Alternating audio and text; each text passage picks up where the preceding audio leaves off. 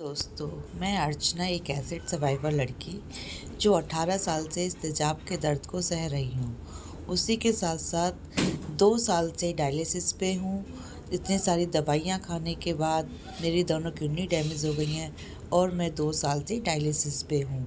इतना सब कुछ होने के बाद मेरे 2 बच्चे भी हैं, छोटे छोटे, एक 4 साल की, एक 7 साल की, 2 बेटी हैं। उनको हैंडल करती हूँ, अपने परिवार को हैंडल करती हूँ, अपने घर को हैंडल करती हूँ।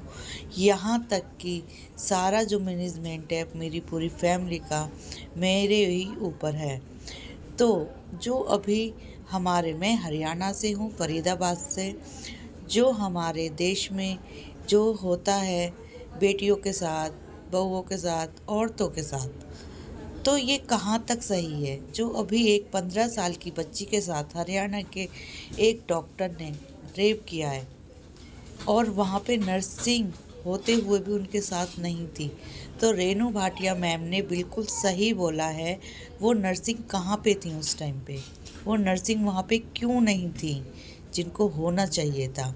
हर हॉस्पिटल में जब डॉक्टर रेगुलर आता है तो उसको पता रहती है उस डॉक्टर की हैबिट कैसी है।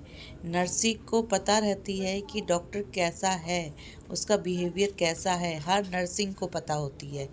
तो इतना सब कुछ पता होने के बाद भी उन नर्सिंग ने उस बेटी को अकेला छोड़ा क्यों? और रेनू भाटिया ने गुस्से में आके ये बोला कि अगर तुम्हारी बेटी को किसी के साथ छोड़ दिया जाए तो क्या होता? उन्होंने सही बोला, क्योंकि जिस टाइम जिस पे बीतती है ना, उसको ही पता चलता है। वो दर्द वो ही महसूस कर सकता है, उसके अलावा वो दर्द कोई महसूस नहीं कर सकता।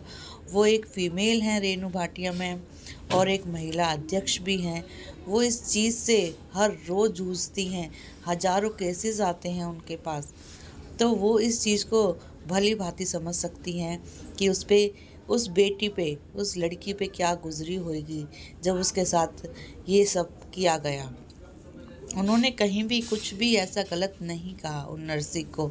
ये नर्सिंग अपने आप को बचाने के लिए ये सब हड़ताल कर रही हैं और इनके ऊपर सख्त से सख्त कार्रवाई होनी चाहिए और हर हॉस्पिटल में होनी चाहिए, क्योंकि ऐसा शैतान हर एक हॉस्पिटल में बैठा हुआ है। कोई बाहर आ जाता है और कोई बाहर नहीं आता है। तो इस चीज़ को ध्यान से रखते हुए, ध्यान में देते हुए सबको ये बात समझनी चाहिए।